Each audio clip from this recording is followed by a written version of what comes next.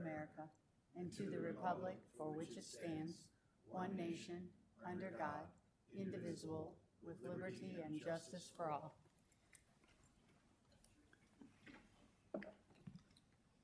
Brenda, would you please do the roll call? Yes. President Klein-Jerome? Here. Vice President Postian? Here. Director Ward? Here. Director Barnes? Here. Director Beck? Here. Director Potts? Here. Director Hayes? Here. Thank you. Director Barnes, would you please read the mission and vision statement? Yes. The Davenport Community School District is dedicated to growing excellence in academics, the arts, and athletics for every child by ensuring the highest quality education in an environment shaped by our diverse community, preparing our students to be lifelong learners and productive citizens. The vision statement: education that challenges conventional thinking, prepares all students to compete in a global society, and inspires our students, parents, staff, and community to answer the question, what if? Director Potts, please read the guiding principles. Guiding principles. Opportunity.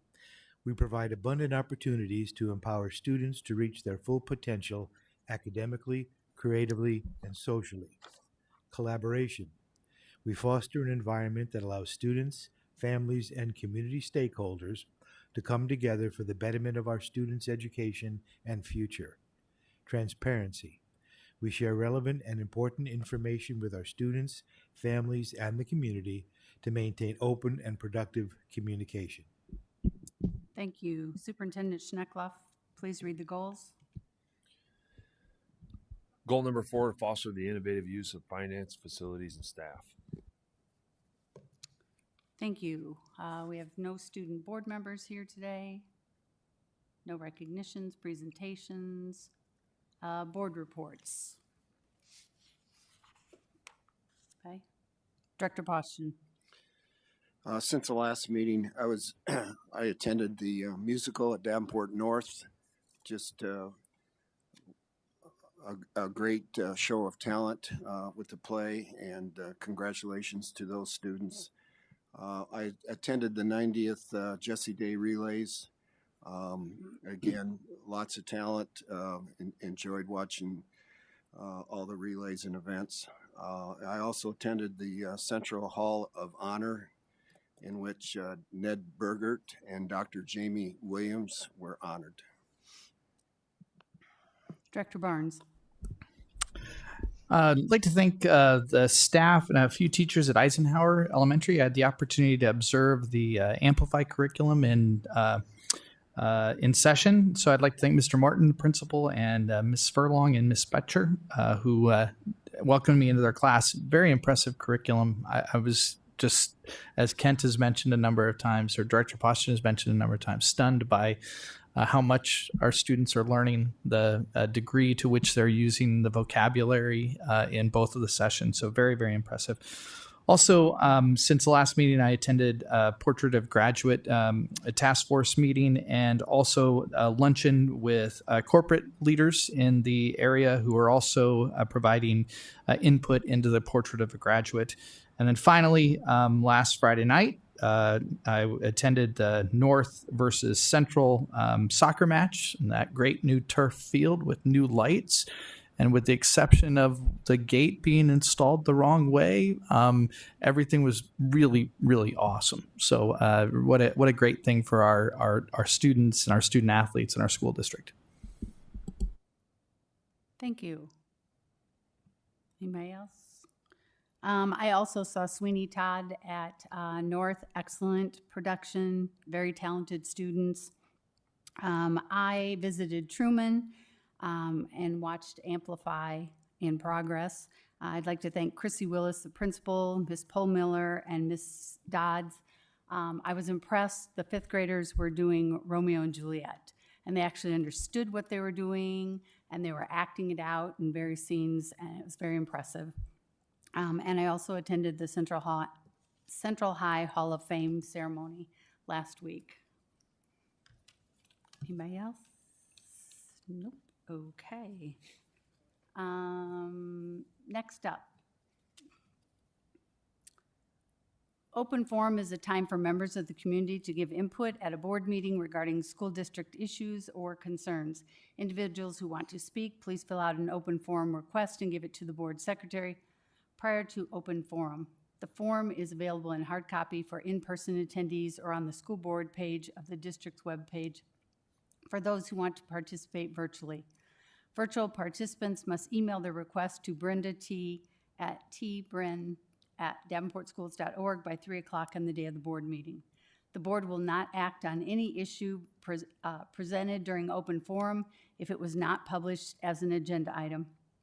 Iowa open meeting law prohibits action on any issue that is not on the agenda. The president may set the amount of time allowed for each individual to speak, which is 2 minutes. The board asks that no charges or complaints be made against individual employees of the district or community. Remarks that reflect negatively on the character or motives of any person will be called out of order. You'll be asked to state your name and home address prior to making remarks. Please note that board meetings are recorded and the recordings are available online. To participate virtually, call 1-312-626-6799 and enter meeting ID 957-2070-4053 and passcode 143141. We have 3 open forums. The first is Angie Ehlers. And again, please state your name and address before you begin. Hello, I'm Angie Ehlers. My address is 17259 70th Avenue in Walcott. And I had something written, but I think I'm just going to talk off the cuff. I'm here to support the CTE programs at, I just know Davenport West, but I'm sure they're at all the Davenport schools. My daughter is a senior at West. She took some welding classes at West, and instructor Andy Zinn was phenomenal. So she played club volleyball for years. And as you probably know, one of the first questions asked to the student or the family is, what school do you go to? We're a very, very proud Davenport West family, and we're proud to say that that's where Rachel goes to school. And the first thing that 90% of the time they say, oh, well, their welding program is great, or their robotics program is great, things like that. So I guess, to me, it's such a strong thing, and I'm just speaking for West because that's all I know of, but such a strong thing to have at our school.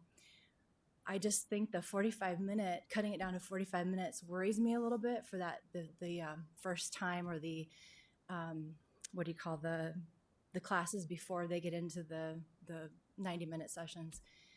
I'm not sure it's enough time to really give them, the adequate time to see if they're even interested in that, or by the time they get their clothes on and they're prepping and things.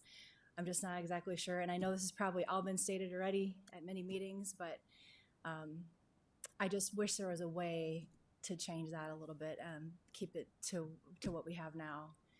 And I don't have a crystal ball, but I'm also really concerned about our instructors maybe going somewhere else and leaving West. And if that happens, I think we are on a world of hurt. I realize anybody can be replaced, but I think to replace these people that we have at West, it's going to be really hard. And there's other districts who know how important CTE programs are, and I think they're building on that. And I'm really afraid they've not said that to me. That's not it at all. I just hope I don't see the writing on the wall, and I hope that doesn't happen. So Thank you. thanks. Next up is Rob Ewalt. Again, please state your name and address.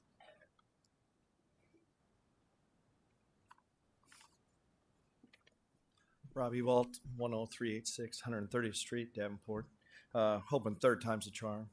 Thanks for hearing the comments today. I come before you again to talk about the block schedule and what I think it's going to do to CTE. I also want to talk about one of the things that you read up there about transparency and communication and everything else. I'll let you know that this is the 25-26 course guide that I believe you guys approved back in possibly November. And in here, it states that these classes that my son enrolled in were going to be block classes.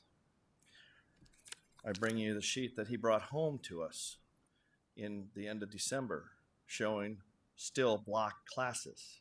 He registered on block classes for these CTE programs. Never once was anything told to us until I found out through other staff that that was not going to be so.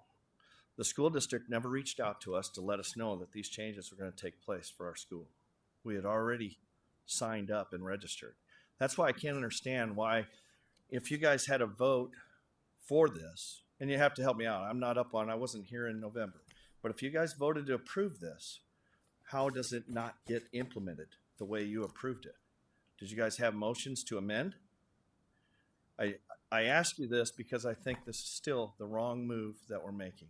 And the last thing that was brought up when I was here listening to the presentation is I cannot for the life of me understand why we need to keep foreign languages on a block schedule. I took foreign language in high school. I did it on a 45-minute class period. It was fine. There's no lab time. Could somebody please ask that question, why these kids are expected to work on oil change on a car in an automotive class in 15 minutes of lab time when we're going to give foreign languages that benefit? Thank you. Thank I'll you. hand these out. Next up is Corey Carter. Again, please state your name and address.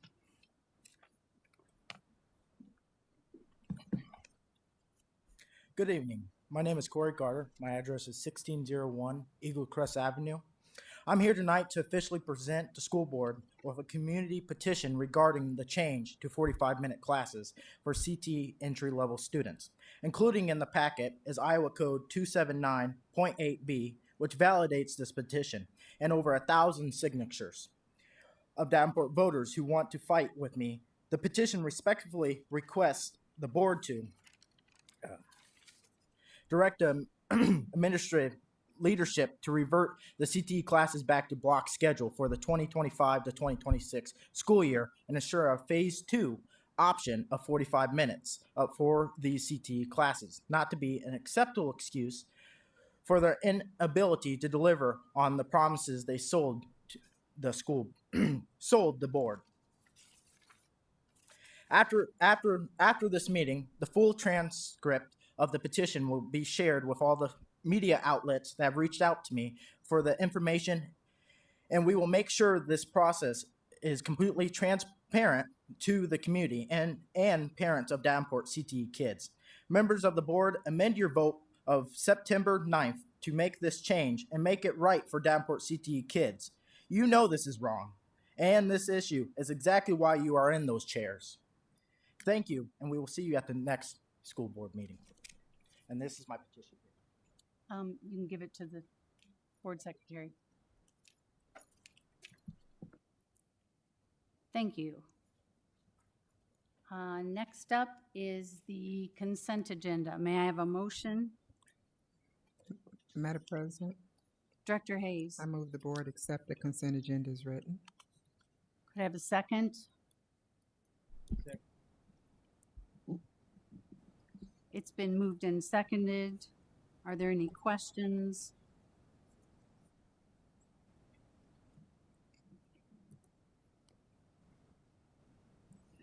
Sorry. Seeing none, all in favor, say aye. Aye. Opposed, same sign. Motion carries.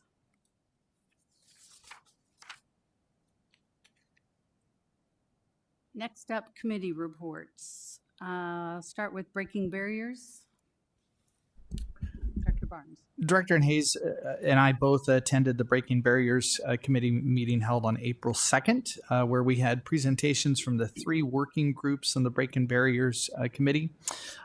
Each of the 3 groups presented on one of their initiatives that they will be carrying out in the coming months.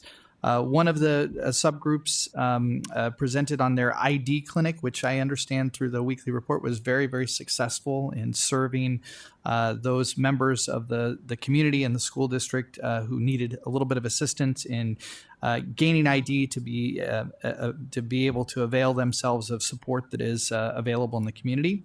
Second group, which is studying transportation barriers and issues within our community, will conduct a transportation simulation, which I hope, as a member of the Breaking Barriers Committee, that some members of this board will participate in to see the challenges that our students face as it relates to transportation to and from school. We will also be inviting, or members of that committee will be inviting, public policymakers in the community to participate in that transportation simulation. And then the final group that is looking at preschool will be piloting wraparound care services for students and families at Jackson and Madison, which are the two schools in the district that have the lowest participation in preschool preparation. So 3 exciting initiatives coming out of Breaking Barriers. Director Hayes, is there anything you would add? Thank you. Legislative advocacy, Director Poston. We're still waiting to see what the outcome might be as far as the safety bill. And Sarah, have you heard any more as far as any progress in the Senate? Not in the Senate. We expect it to go to a vote in the floor house this week. Okay, thank you. And then, no, that's it on legislative. Thank you. Elziak. Director Beck. We have not met since the last report. Director Potts, Long Range Facilities Planning. We met this last Friday. We started a review of phase 2 on our our district assessment of facilities, because we're pretty much wrapping up phase 1. Bids are going to be let for North High Schools. And one thing I want to make everybody cognizant of is when those bids come in, we may be acting quickly on accepting them. We may even need to have a special call meeting, because we anticipate that the contractors in their bids are going to put some sort of tripwires in there that say, yeah, the bid for all the subcontractors and materials is good for 30 days. So if we wait 30 days, that bid needs to be revised again, because we're anticipating that the contractors, main and subcontractors, may be a little anxious concerning supply chain disruptions. They may be concerned about tariffs, all the things that are going on at the present. So just keep that in mind. When those bids come in, we may be, after we do our due diligence in reviewing it all, but we may be needing to move quickly to lock in prices. And we are going to have a presentation later in the meeting on our phase 2 discussions and plans. Thank you. Policy, we met. We have some up for vote tonight and some also up for discussion. A lot of these were changes that the legislator made, legislation, so some of them are just taking out a couple words in most of the ones voted on tonight. Recognition, we have another meeting coming up in a week or two. So we are continuing to meet and hopefully making progress. Director Poston, Finance. Finance Committee will be meeting this Thursday, the 17th. And later on, under discussion items, Kevin will be presenting on the 26 budget.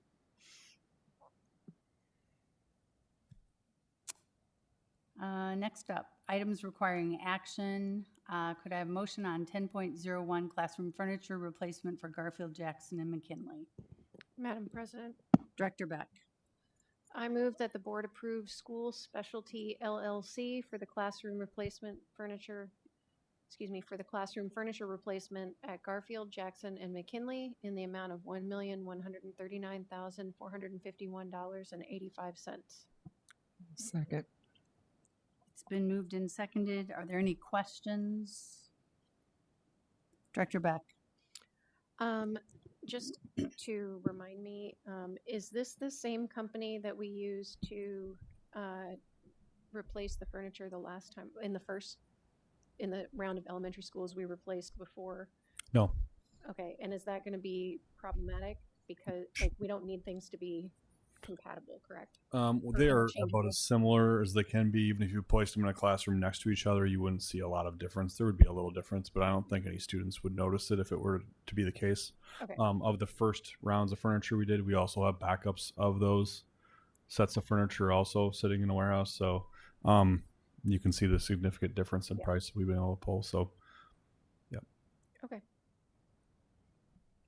Any other questions? Seeing none, all in favor, say aye. Aye. Opposed, same sign. Motion carries. Next up, could I have a motion on the McKinley tuck pointing repair? Madam President, Director Beck? I move the board award the McKinley Elementary tuck pointing repair to the lowest responsive bidder by State Masonry, Inc. Is there a second? Second. It's been moved and seconded. Any questions? My friend will be happy she doesn't have water dripping on her head after this. All those in favor say aye. Aye. Opposed, same sign. Motion carries. Next up, 10.03 demolition of houses on East 36th and 53rd Street. May I have a motion? Madam President, Director Hayes? I move the board award the project to demolish 4 houses on East 36th and 1 house on 53rd Street to the lowest responsive bidder, MCon Contractors, in the amount of $119,850. Could I have a second? Second. It's been moved and seconded. Are there any questions? Director Beck? Just for the public's sake, since we don't have a map on here, can we get a description of where these houses are located? 4 of the houses are down by Brady Street Stadium near the bus lot. And the 1 house is also by North High School. So Right. that's the one that's right by the driveway? Yep. Okay, and then the ones on 36th Street, is that all of the houses, or is there still going to be one remaining? There's 1 remaining building that we do not own. We don't own it, right? Okay, Yep. thank you. Any other questions? Seeing none, all those in favor say aye. Aye. Opposed, same sign. Motion carries. Next up is 10.04 Harrison parking lot replacement. May I have a motion? Madam President, Director Hayes? I move the board approve the Harrison parking lot replacement to Taylor Ridge Paving in the amount of $57,640. May I have a second? Second. It's been moved and seconded. Are there any questions? Seeing none, all in favor say aye. Aye. Aye. Opposed, same sign. Motion carries. Next up, 10.05 policies for board approval. Madam President, Director Beck? I move the board approve the following policies: 102, 302.01, 303.02, 401.01, 401.05, 402.02, 501.08, 501.13, 501.19, 603.04, and 708. Second. It's been moved and seconded. Are there any questions? Seeing none, all in favor say aye. Aye. Opposed, same sign. Motion carries. Next up are discussion items. Turn this over to Superintendent. This is the culmination of a lot of work and preparation. I'm incredibly proud of the forecasting that Kevin's done. This has also been cascaded through our board finance committee with feedback from there to get the presentation that we have today. There will be future amendments coming due to the kind of the lateness in getting the SSA, so and other items. So to kick off our proposed budget to be voted on the next meeting, we have Kevin with us. So Kevin, thanks for your hard work on this. I know that this takes up a lot of your time to put this together. So thank you, and I'll turn it over to Kevin. You bet. I would say in 30 plus years, this may be the most difficult budget to put together when you look at a 3-year analysis between FY 24, 25, and 26. There's so many variables that are in here and so many unknowns. We're used to the unknowns because the legislature's slow to act. This was prepared Friday before last Monday when the legislature finally acted. I couldn't wait any longer because I had to get this posted in the paper for 2 weeks from today. That's why in February, the state is supposed to have this approved and the governor signed. So they were more than 2 months out. Historically, we've been having to do April 15th this would be the hearing. They pushed out to April 30th, but yet the legislature still is slow in acting. So this is Kevin's best guess right now. It's not going to change a lot. The one thing, I just have this notice. This is the one that goes in the paper. This was at a 2% state supplemental aid and no increase in the per pupil amount. Since then, and I'm going to go to the bottom, you see this $13.83. Since then, the state acted and added $5 to the per pupil allotment.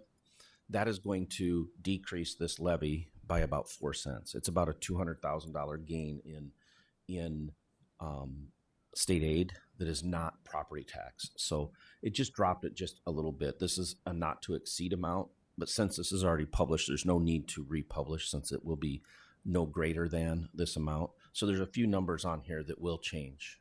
But I'm going to be using this document. You're going to see where this comes together with this whole budget presentation.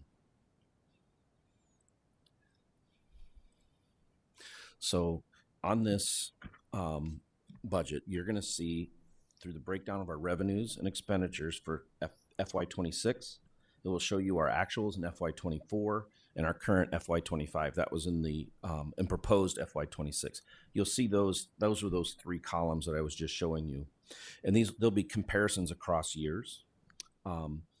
It's summarized on the published school budget summary attached on the agenda as you saw. So to kick things off, I'll try and go fairly quickly through this. The first is, what are our major revenue funds?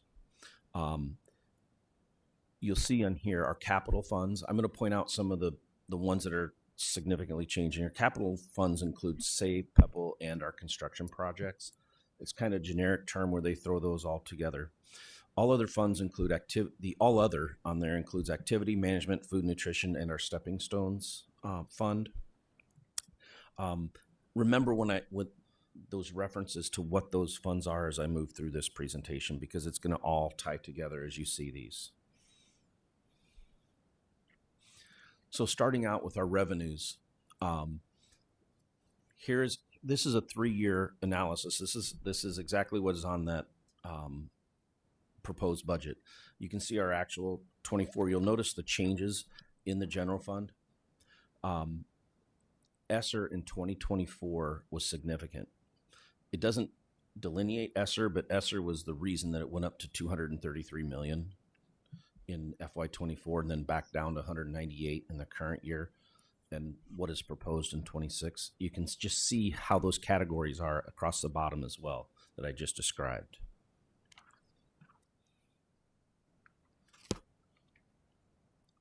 And then on the flip side, what are the major expenses? The corresponding expenditures in the general fund are the main reason that FY24, excuse me, I got to get this. I'm flipping pages and I went front and back. Sorry. You're going to notice on here that our debt service is at $14 million. It's becoming a major fund for us, but that is due to we're borrowing the funds and we're going to start paying those. The management and food nutrition make up the majority of the other that's on this. I always like to make sure you know what the other fund types are. So those are those 2 amounts. Mainly it's a food nutrition fund. Kevin, can I just interrupt for a second? So going back to the debt fund, explain that a little further as far as the amount of money that we had borrowed Yes. for the So capital. currently we've borrowed $79.8 million. In the next fiscal year, we will end up borrowing the second roughly $80 million to continue our phase one of our projects. This debt of $14 million assumes that we will have our payment in FY26 for the current borrowing, but it also includes our first year's borrowing for that second $80 million. It is approximately $6,000 to $7,000. You'll always see these numbers where there's round numbers in there. Know that that's something that's an estimate on my part. Some of the others that have odd numbers are usually a percentage increase. But when you see a fixed number like 14 million, that's not, I do that on purpose so I can say that is an estimate on my point. So what you're going to see going forward is about a $14 million payout each year. When we know what those numbers are, when we borrow the second $80 million, we will start locking those in a lot closer to exactly what is going to happen.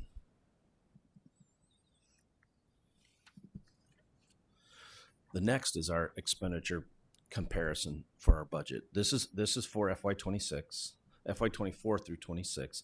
You'll notice that the ESSER amount in FY24 is quite a bit more. Sorry, I had my pages turned backwards. Again, we have a lot more expenditures in the general fund because of that.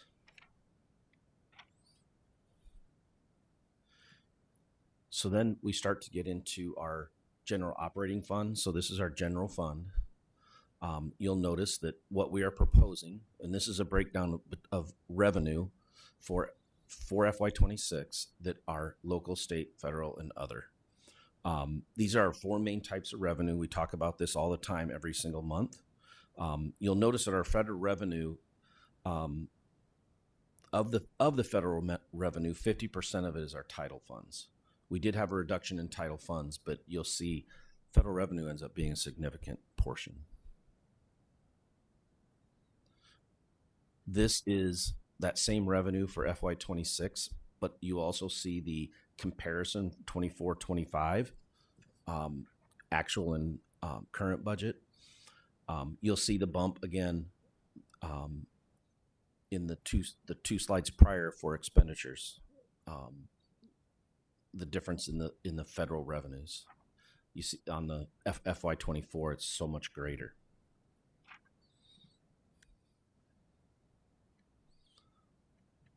The next is our expenditures by object. We look at this one only because it's what we understand a lot better. What is the object? We won't be doing this in the actual adoption because it goes by a function, but we don't really go by function. We look at how much is salary and benefits, how much is purchase services. That's what we know is the closest what it is. You'll see that our salaries and benefits are at about 80%, which is very common. Usually it's between 78 and 82%. So we're right where a normal school district would be for salaries and benefits.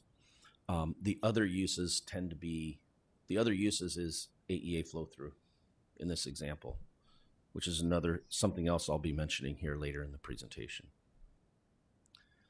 This is what we really use. It's by function. And I talk about these all the time. I talk about these when we're looking at a budget amendment. We have instruction, support services, other, and there's also one other. There is, I can't remember what it's called, but I'll tell you here in a minute because it'll be on this presentation. I'm drawing a blank.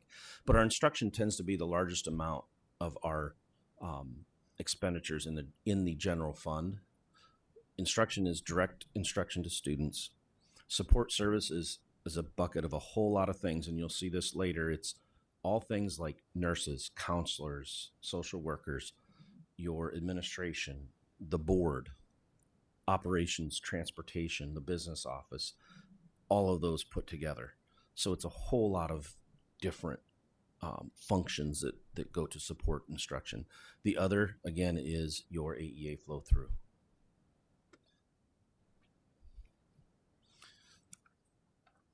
On the general operating fund expenditure comparison, for 24, 25 to 26. You'll see those three categorically going across. The instruction is high in 24, again, because of ESSER. You can see it kind of level out. So they're very similar in that nature. The other is high also because there's ESSER expenditures for fund transfers going to other funds with ESSER funds when we did capital projects with ESSER funds. And this is our fund balance comparison for the operating fund. You can see where our revenues and expenditures are getting very equal. This is where we talk about the leveling of our revenue and expenditures. You can see we've been a little bit higher in our revenue. We're getting a lot closer in FY25. And in 26, we know we're going to spend a little bit more than what we receive in our fund balance. That's planned on purpose. It's nothing to be alarmed about, but you can see where we're starting to, what I call walk to the cliff, not run to the cliff. I'll probably mention that again. I apologize if I overuse that. And then moving on to debt service. This is the debt. This is what Kent was asking me just a minute ago. You can see what's happening here. This is our first borrowing of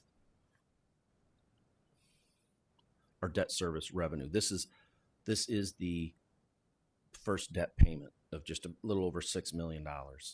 In 25, we're going to have another $6 million. We had to put in FY25 here. We have to put in FY26 here. So we always have that $6 million in our debt service. You start to see some interest income come on board here, but this would be the first year. We in 24 we borrowed in April, so we received the funds. So we only had April, May, and June. It really didn't even hit the mark. There is a little bit of revenue in FY24, but we see it pick up in 25. But when you're putting $6 million in there, you don't see that revenue show. And in 26, we're going to have to borrow the second $80 million. So we'll have to put in 2 years worth of revenue into the debt service. So we have the $14 million carrying every single year. And this is our fund balance and our debt service. This is the one that you're going to see rise and slowly come down. The revenue, again, we have to front load the year that we borrow for that year plus the next. And the expenditures, you're going to see this 14 million be fairly straight across. So in 27, you're going to see both of these be the exact same amount. So there'll be 14 million of revenue and 14 million of expense. Kevin, can I interrupt on that one? So when you look at, can you go back to that slide? I apologize. It's just really hard for me to wrap my head around what exactly debt service, revenue, and expenditures are. So this is the amount of money we have borrowed It's that we are paying interest on. Correct. This would be principal and interest payments in the expenditures. The revenue is the fund transfer from saved dollars into debt service. Okay, so the expenditure part is the part we're paying for principal and interest. Correct. And it's gone up in 2026 because we're laying out more for the projects we're doing. Right? Yes, we're anticipating borrowing the second $80 million. We don't borrow it until we need it. And we'll be working on when that date is the best date to get the best interest rate. Kind of going down a rabbit hole a little bit, but we will be borrowing a second $80 million in FY26. So the blue is basically moving money from one bucket to the other. Correct. Okay, just wanted to make sure. Thank you. This the capital projects fund is where we actually operate the phase one of our projects. All four or five of those projects. You'll see in this that we have, I have to reference my notes again, make sure I get that right. This includes our SAVE, our PEPL, and our capital projects funds. So these are the three combined. The local is our PEPL taxes. The state would be our sales tax. And the other is our bond proceeds. So this is our $80 million we borrowed in 24, and this is our $80 million that we will borrow in 26. So there's kind of like a goalpost there with that. Normally you won't see that in there for revenues, but that's where we're at right now. And flip side of the revenue is the expenditures in our capital projects. Again, the same three funds that I referenced. You'll see our purchase services are construction, which is a majority of what we're doing. The other expenses are what we're paying to Bray, and other A&E costs. And the other is purchased equipment. If you remember, we purchased like HVAC stuff, furnishings when we start equipping buildings. That's what the other uses is referencing. Here is our fund balance. This is the one fund balance you want to see roll to zero, because as we complete our projects, that should go to zero for the capital projects. You'll still have your PEPAL and SAVE amounts in there, but you'll see that start to come down. When you borrow 160 million, you start to spend it, that is going to come down. You want that to do that. You can see where our borrowing was here. We have borrowing here, but we're going to spend a lot of money in FY26 between SMART and Sudlow and the start of North. So you're going to see that grow. This revenue primarily is taxes and interest and those type of things that you see in our PEPAL and SAVE and sales tax. Here is the comparison of our revenues and expenditure. The reason that goes up is again because of the borrowings. I'm going to move on from there because I know that's just kind of repetitive. Moving on to our proprietary. These are two funds. These are our food nutrition funds and our stepping stones. Stepping stones is very small in relation to food nutrition. This one is pretty normal. We've been going up in our fund balance, but you'll see our revenues and expenditures stay fairly close. That's because the food nutrition is supposed to be self-supporting, and it does. Mainly the revenue is federal revenue and local students that pay for their own lunch and breakfast. And conversely, in our internal service fund, this is our self-insurance fund. The one thing I want to make note about this fund is this is not on that budget that you are approving. It's an internal service fund. It would be a duplication of expenditures because we move funds into our internal service fund to pay for our premiums and our claims. We fund that through the general fund and the food nutrition fund, wherever our staff are. And this is where, when we work on what should we raise premiums to be, you can see that we're staying fairly close to where we need to be to maintain a balance, which is really what you want to see. There's a slight uptick, but who knows what's going to happen with your claims. So I went through that very quickly. Are there any questions about our revenues and expenditures with how I explain those funds and how they tie into those numbers? I'd just like to point out, you said support services included the board. We aren't getting paid to be up here, so just want to make that clear to everybody. Good point. This kind of flips me to the second part of this. I've blown up what is going in the publication, and I put the revenues on top. This is the top half of that, what went in the publication. And I'm going to go over just the rows that are highlighted. These are rows that have an anomaly. You would expect things to stay pretty close from year to year over year. And I say this is kind of left-handed because it goes 26, 25, 24. I would go the other direction when I do a presentation, but this is the way the Department of Management publicizes this. I'm going to go through each of these and explain these. Remember, these are all those funds I mentioned all rolled into one row of each of these. So, line 1 of revenue.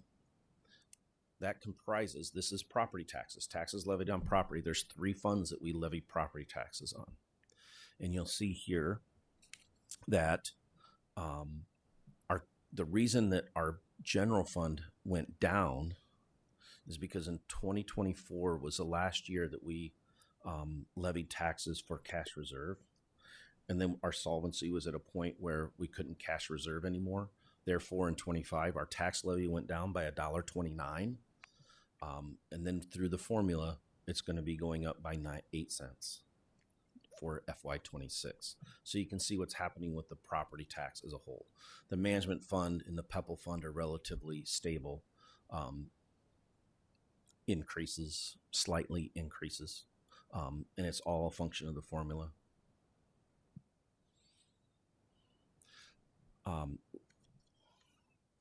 Line 5 is very interesting. It's our earnings on investments.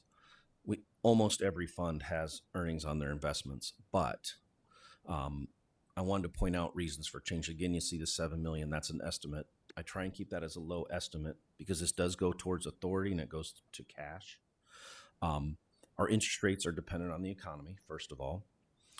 I'm estimating a little bit lower for FY26 because we can't cash reserve, so our cash position should come down. We don't know what the market's going to do, but I'd rather have a little bit lower and be surprised than I would to say, hey, we have all these dollars to spend. So I hedge our bet a little bit on that one.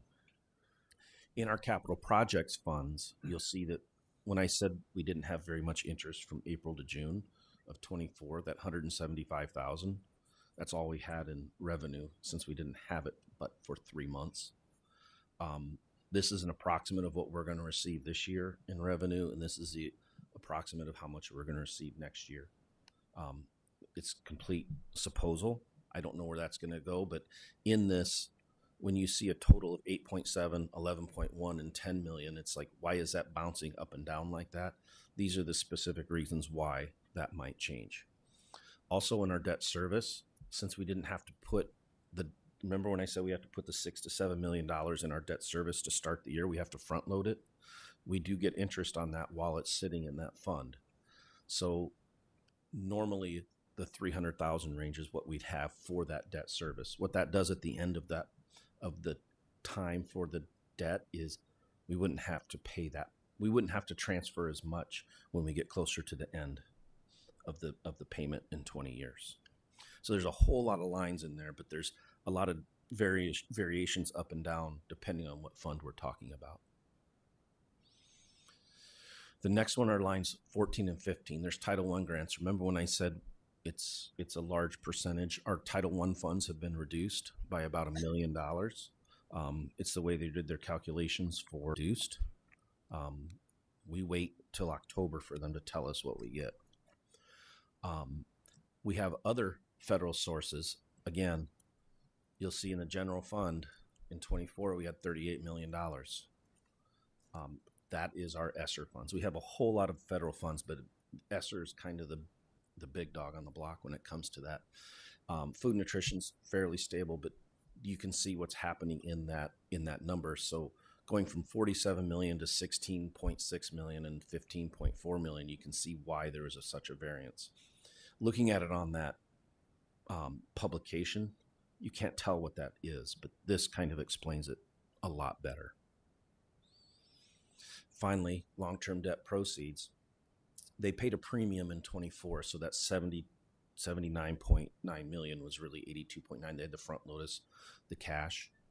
And I have $80 million that we'll be borrowing approximately this fiscal year. So you can see there's an amount, there's nothing, and there's an amount. And then transfers in on line 18. Again, the transfers were because of ESSER funds. When we expended dollars for the HVAC project at West, we spend those out of PEPL funds. So we have to transfer the revenue from the general fund. We have to receive the dollars in the general fund and then transfer the dollars to cover the expenditures in the PEPL fund. The state doesn't make it easy. You'd like to just pay for it and receive it in the same fund, but they won't let us do that. And you can see our debt service climbing. That 20 million is approximate between the payment that we have and the 2 years that we have to put in the year one of the second borrowing. Therefore, you see the 19 million, 9 million, and then 22 million.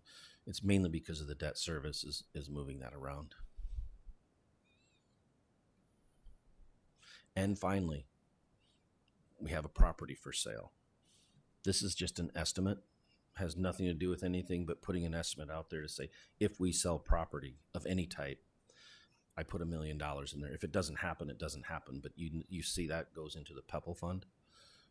It would give you proceeds into your PEPAL fund for any PEPAL fund use. So that's the revenue. Those are the ones that have a lot of variances, and you can understand why when you look at that top half, how different it can be. I'm going to do the same thing on this, and I will mention when you see this instruction, the instruction is that line by itself. All of these in between are support services, line 31A. When I say of all these different things that go into support services, you can see how that's spelled out in all those lines. Again, all funds combined. Non-instructional is the one I couldn't think of off the top of my head. That's where your food nutrition is. You don't have food nutrition in the general fund. That's why you don't have non-instructional. And then the other is your facilities acquisition, debt services, and AEA support. And I'll talk about those in yellow here to finish up. So, expenditures in instruction, which is the largest line of all of them. This $135 million is mainly because of the the ESSER funds. If you remember, we paid all staff extra dollars in FY24. That's where those dollars were expended in the general fund. There are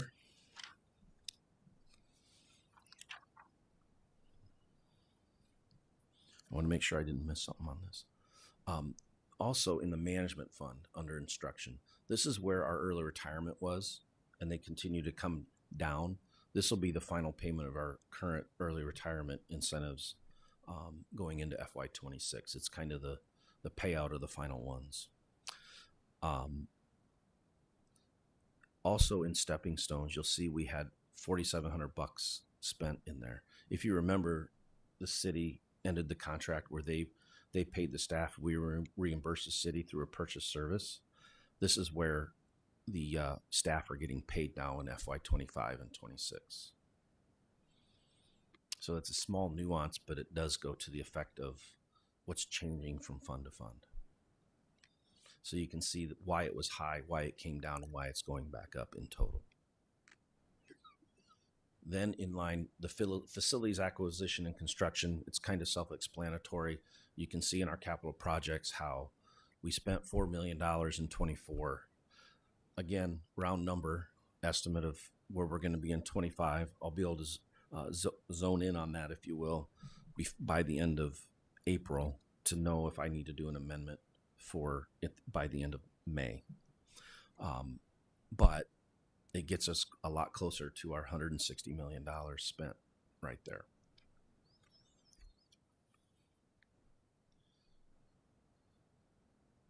And then we get to our debt service.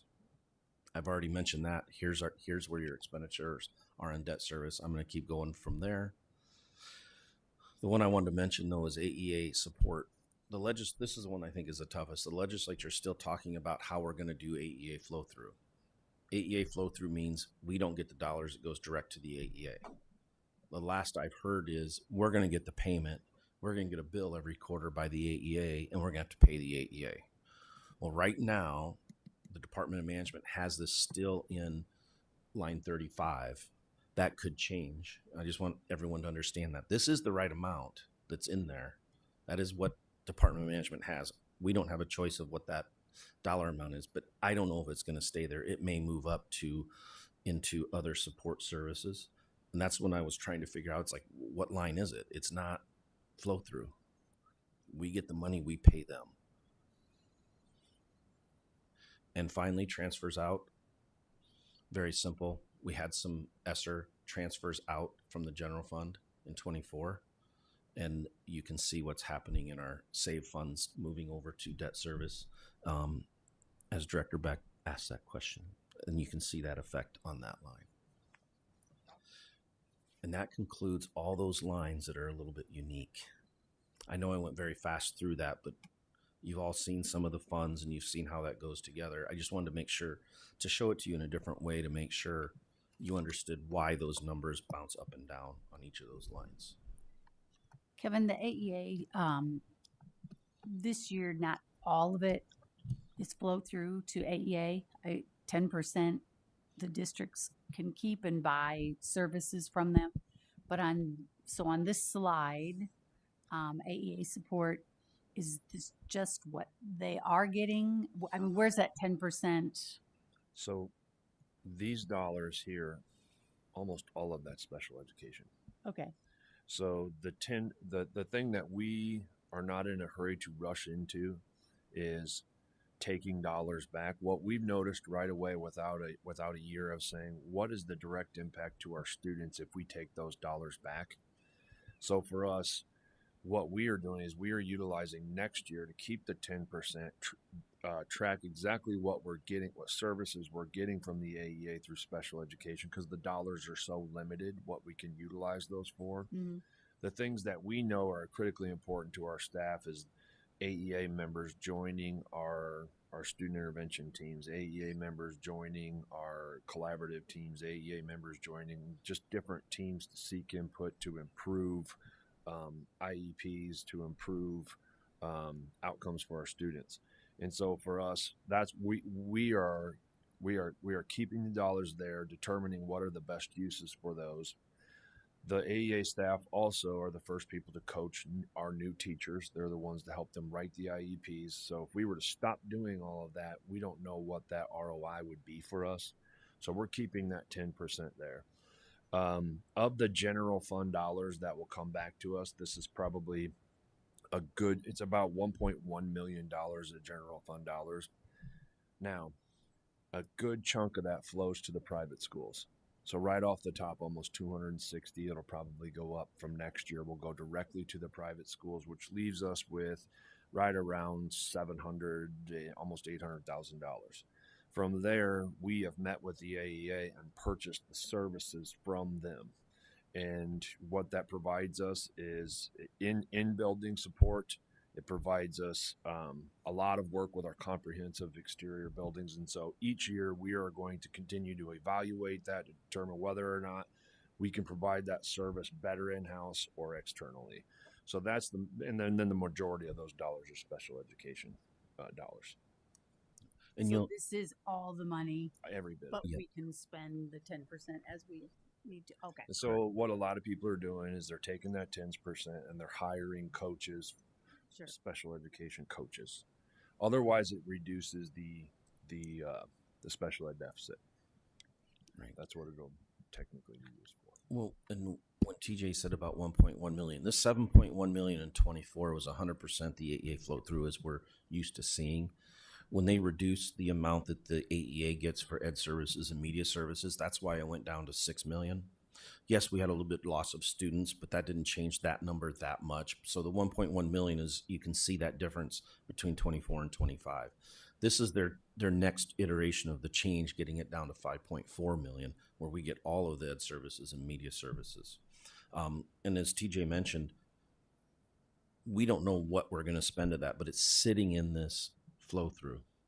Well, what if we took it and purchased other things with our staff? I don't know what it's going to look like. To give an example, when this law was reversed, school districts took all of the money that they had and purchased services, hired people in-house. Then when the dust settled, they realized that there had to be $250,000 given to the private schools or flow through to the private schools, which then caused a huge fallout on their general fund budgets because of that. This is happening. This is occurring at such a rapid pace. We don't want to make that same mistake. And I also think situated in Eastern Iowa, we have a very unique relationship with our Mississippi Bend AEA than across the state. They're extremely supportive. In the last 5 years, they are extremely supportive. They are dialed in. There's no more spray and pray. They're inserted into our buildings to provide ongoing professional development. So that's where we are going to extend for another year to help evaluate what is the ROI for us on those dollars. We have seen great value on external eyes reviewing some of our plans for our buildings, and some of our greatest growth has come from difficult conversations from an external party. They've done a great job at repairing the jet as they're flying it. They don't know until they're told. So they're working very closely with all of the Mississippi Band AEA school districts to get this right. This could end up being an amendment just because this is where the dollars are sitting and where the expenditures are sitting. We don't know what's going to happen. It doesn't change what we can approve in 2 weeks from today. It won't change levies. It won't change anything. It's just a matter of where do the dollars fall in revenues and especially in expenditures. We only certify and have to amend on the expenditure side. We do not certify or amend on the revenue side. So it's just what line is it going to fall in? That's the question I've been asking for more than 2 months, and we do not have a solid answer at this point in time. Thank you. Director Beck? Yeah, I have 2 questions. One, just to clarify what you guys were talking about. Why, can you explain the money going directly to private schools? What money is that? What is it? There paying are for? certain dollars that are generated by individual students. Uh-huh. And so when the From the ESA state. accounts were, when the ESA accounts were generated, those dollars that are generated by student follow the student. Right. And so an unintended outcome of the changing of the Mississippi Band AEA system is those dollars now follow. I just wanted to clarify, that is voucher money that is going to those students in private schools. It is due to the change in our ESA account sheet. Okay. My second question was, shoot, I totally lost my train of thought there. Oh, I know what it was. Okay, so we've had a reduction in some federal funding. I know in some areas of federal funding, there have been freezes. Have we been affected by anything like that, or is it all money that we have already and all we have to worry about is what happens next year or the year after? The largest change that we saw to our federal funding was due to the fact that the state changed how they calculate our federal funding and did a big chunk of it off the census. Okay. And so if you look who's not taking the census, it's people in urban settings. That's where the lowest rate of return for the census was. And so therefore we saw a drastic change in the Title I dollars that came to us. It was $1 million change. Yeah. And like Kevin says, we get those numbers in October and we have to make an adjustment. And so it was a drastic change for us. And throughout the course of Title I, how it's populated, it's almost impossible to determine levels of at risk. And so, utilizing the census as a tool drastically changed that in 1 year. So that's where so far what we are seeing with the reduction of the Department of Education, I think that's what you're getting at. Or, if the dear colleague letters will withhold federal funding, none of that is what, I think that's what you're referencing. And none of that is the reduction in federal funds. It's all due to how Title I dollars are calculated. Okay, so nothing that's like immediately impacting our budgets right now. Okay. Thank you. Director Barnes? Kevin, can you go to slide 26, please? Can you tell me what the header is? FY26 publication expenditures. This one? Yes. I just want to make sure that I guess the general question is the lines 24 through 31, we see some fluctuation in a number of those lines. Is that just due to classification of employee? I mean, this is capturing, generally speaking, the cost of people in our school district. For the most part, in most of these lines, yes.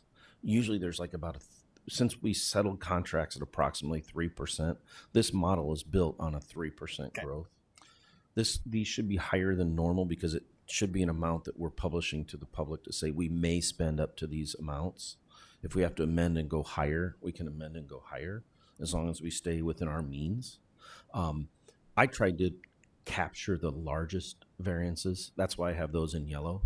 But yes, each of these, when you read them for what they are, most of these through plant operation and maintenance is our salaries and benefits. from 24 through 30. 31 is student transportation. That's our busing. Yeah, it's just, I mean, the change from actual 2024 to budget 2026 is significant. But I also note that the business and central administration, there's actually pretty significant reduction. We're pretty boring. There. Yeah, we're pretty lean. So I think we're investing in the right areas. I just wanted to I think if clarify you to clarify on that, if you look, Kevin, in 2020, was that the back half of ESSER where we were utilizing a lot of interventionists, a lot of prevention, and extra payments, incentive pays in 24, which incentive pay was roughly about. It was more than $7 million, and that's spread throughout every one of these from line 24 through 30. Thank you. So it's an example of in the past what we have not been good at is when we get a grant, we have positions in place where we don't make reductions, and I think we did that without pink slipping people throughout that. The other thing that happens too, like in our plant operation and maintenance, there's a lot of interplay with other funds other than the general fund. So when you start doing large projects, you have some plant operation and maintenance expenditures that blows those numbers up. So I probably should have highlighted that one as well, but $800,000 in a $17 million line it's a lot of money, but it's not as much relatively speaking to the amount on that line.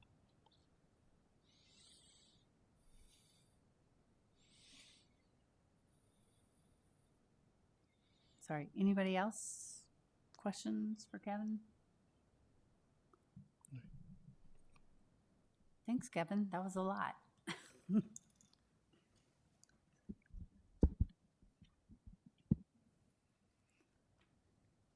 Next up is Long Range Facilities Planning Phase 2 update.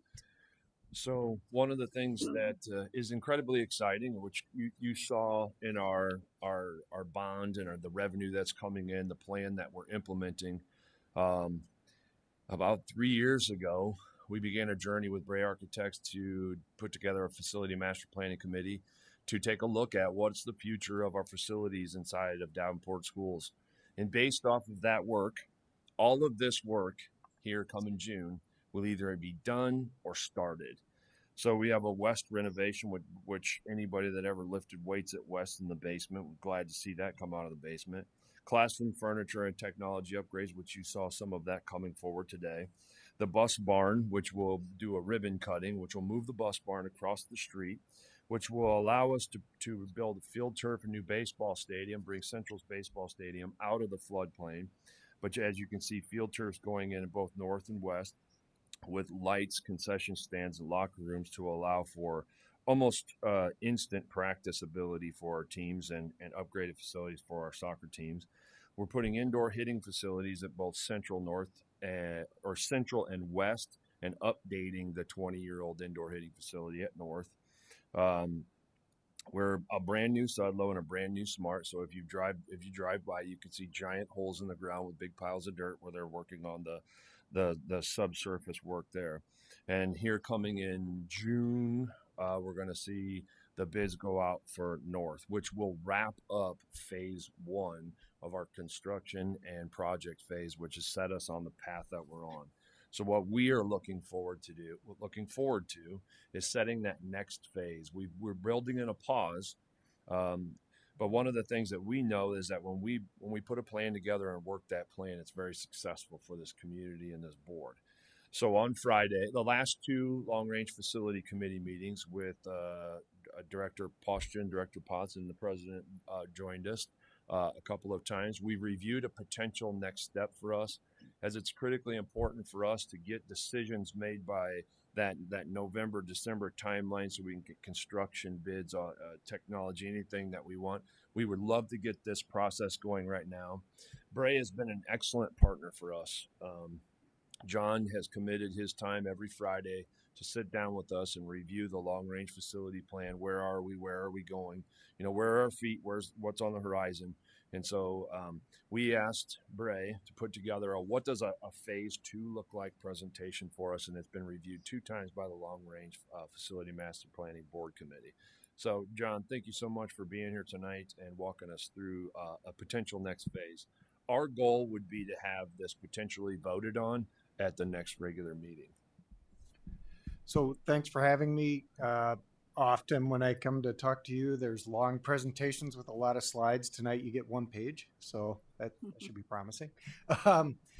We talked through what a time period might look like for a phase 2 master plan. And so what you're really seeing is something that becomes a 2-pronged approach.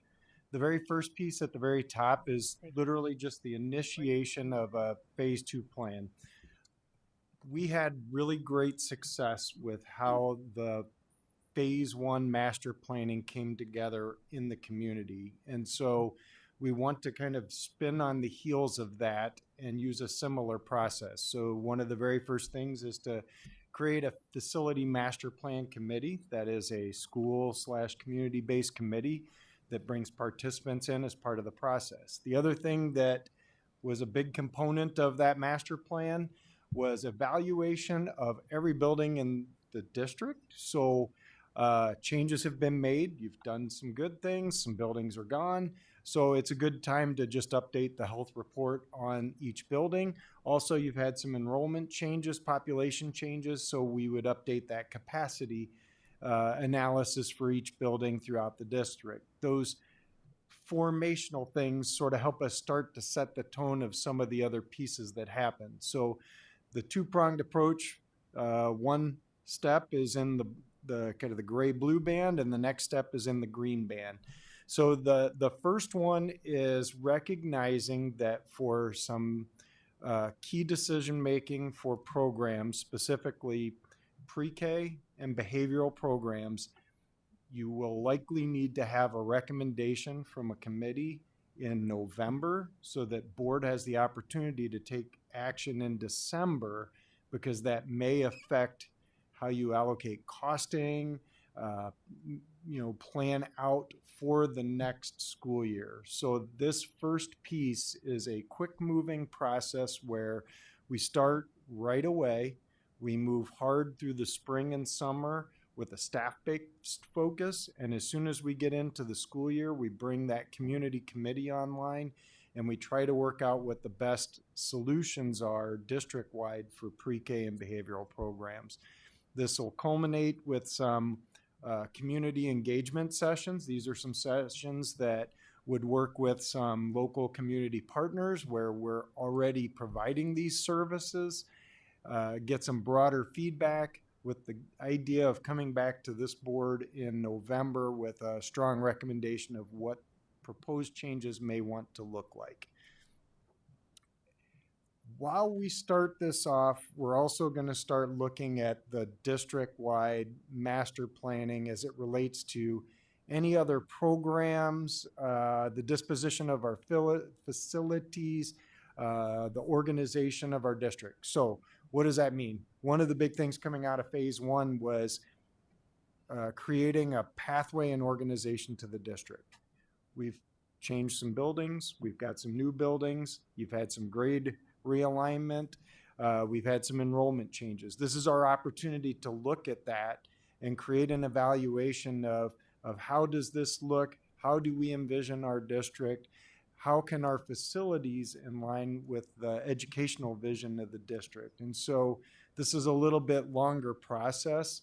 We want to make sure that any of those decisions for pre-K and behavioral are done relatively quickly, but they may have an impact on the broader decisions that are being made.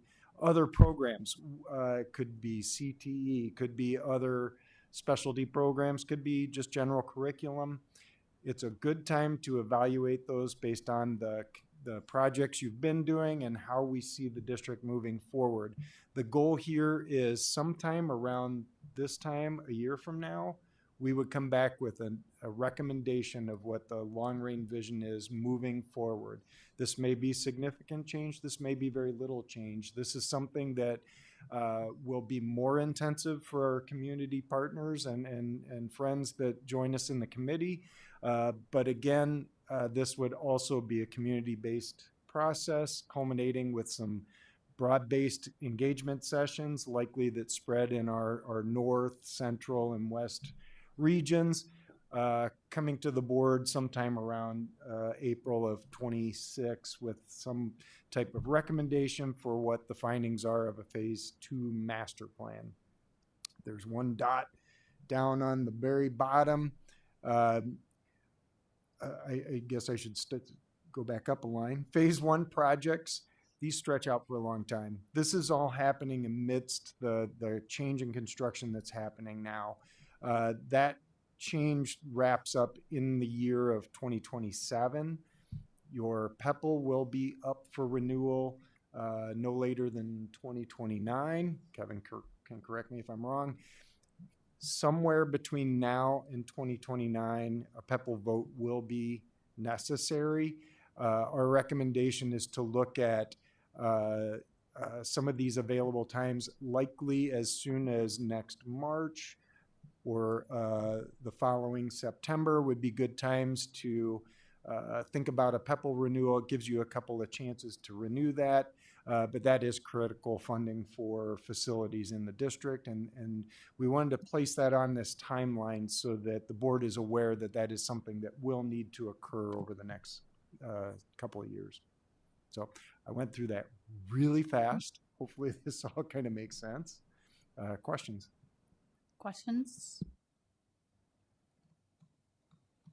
No, fast was good. Everybody understood. I love it when I get it right. That it? Thank you. We appreciate it. Thank you all.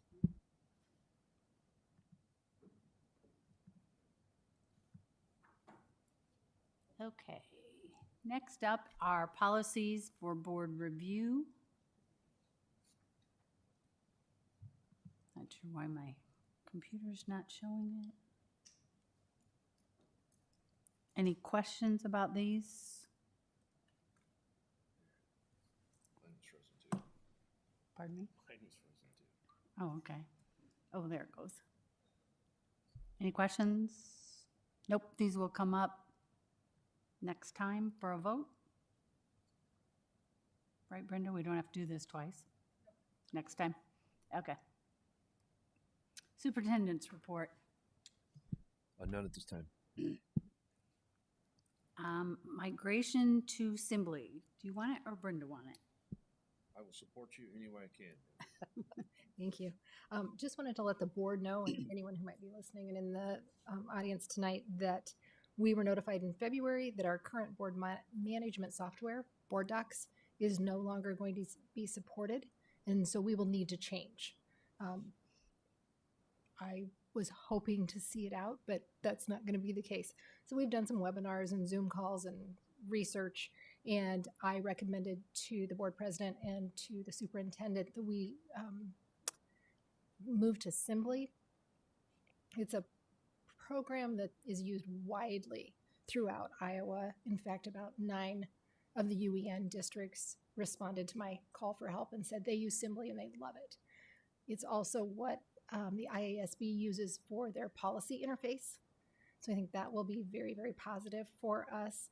We are early in the migration process. They just started moving policies either today or tomorrow. So I'll just keep you guys updated as we go. They said training for the board and community is literally 15 minutes. So it should be a pretty seamless process, but you will see some differences coming your way. Thank you. Anybody have a question about it? AEA uses Sibley for their board reports, and it's pretty simple to use. I even figured it out, so. Board requests. Oh, Director Beck.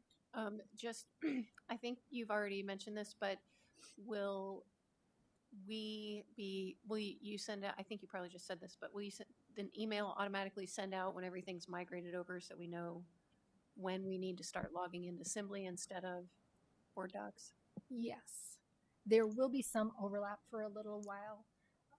I want to hold on to board docs for just a little while, make sure everything migrates appropriately and I don't lose something. So I may work in both for a meeting or two. I would never request that of you guys, so I'll let you know what we'll be using at the board table, if that's okay. Thank you. Any other questions? Nope, sounds good. Any board requests? No, seeing none. Board reflections. Just a reminder, since they really look at these open meetings, board reflections should focus on topics that are on our agenda that we've discussed. So just keep that in mind as you are reflecting. Director Beck, I'll start with you. Well, I guess for me, the highlight today was but the topic isn't. sort of our long-range facilities planning phase 2 update is the first thing that really struck me. We're really moving along, and just a couple years ago we were envisioning these changes, and now here we are with a plan for the next phase, and it's really exciting to see how things are changing in the district. And then, of course, the FY26 budget and budget guarantee presentation, getting those. I remember years when we did not get such great information about our budgets, and so thank you to Kevin for making it possible for us to follow along and answering our questions, no matter how many times we ask the same question. Thank you. Director Ward. Yeah, I echo the thank you to Kevin for that PowerPoint that you put together for us. This makes it easy to follow along with those, and then just glad to get some action on the new furniture and then some of the repairs and replacements that we voted on tonight. So thank you. Thank you. Director Hayes. I too enjoyed the budget review and the fact that we can actually see the expenditures and the revenue coming out and with the projects. And I think Director Potts had spoke on the possible tariffs and getting our things ordered and approved in advance. So we take as less ahead as possible to just bringing that information forward so we'll know that it's coming down the pipe. Thank you. Director Poston.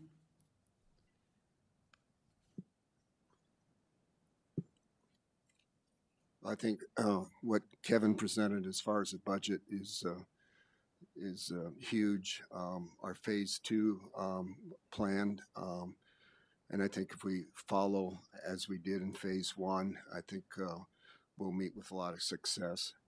But what I really want to reflect on is I can't reflect on because it's not a agenda item. Director Potts. I think the most interesting one was the budget presentation.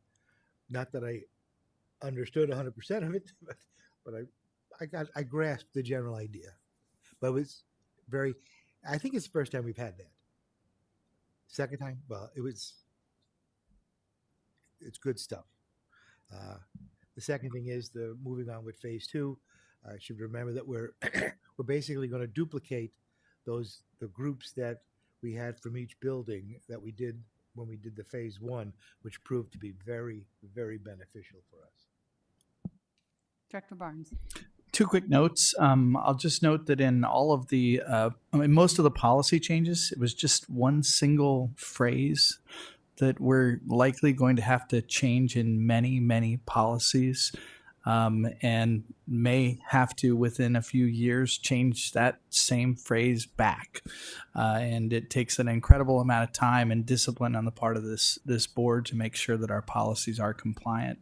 The other thing is, I do think that not only this school district, but this community is very fortunate to have Kevin in the role that he is. The transparency with the budget, the visualizations, and helping us understand the finances. More importantly, helping the community understand the district's finances, I think is very important and should be acknowledged. Superintendent Schneckloff. I'm incredibly excited about what the furniture replacement does for a building, and it just lightens up the environments. And I'm very excited to start phase 2. I think for a long time we get stuck as a UEN. What are we, a centers based preschool? Are we a school based preschool? So to have our community come around, wrap their heads around it, it'll give us very clear direction that we can run towards, not walk towards. And I'm very excited about that. Thank you. I also appreciate the financial information that Kevin showed us, and also appreciate the fact that while I was hoping for $10 per student to go up, at least the 5 allowed us to reduce our tax rate. Not that it was up that high, but it did allow us to reduce the tax rate, so that was a plus. It'll be many, many years at $5 before we get there, but it does make progress.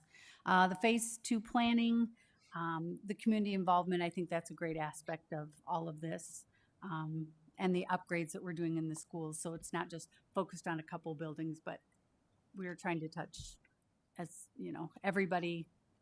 We will get there. So, and with that said, I would like a motion to adjourn. So moved. Could I have a second? All those in favor say aye. Aye. Opposed, same sign. Meeting adjourned.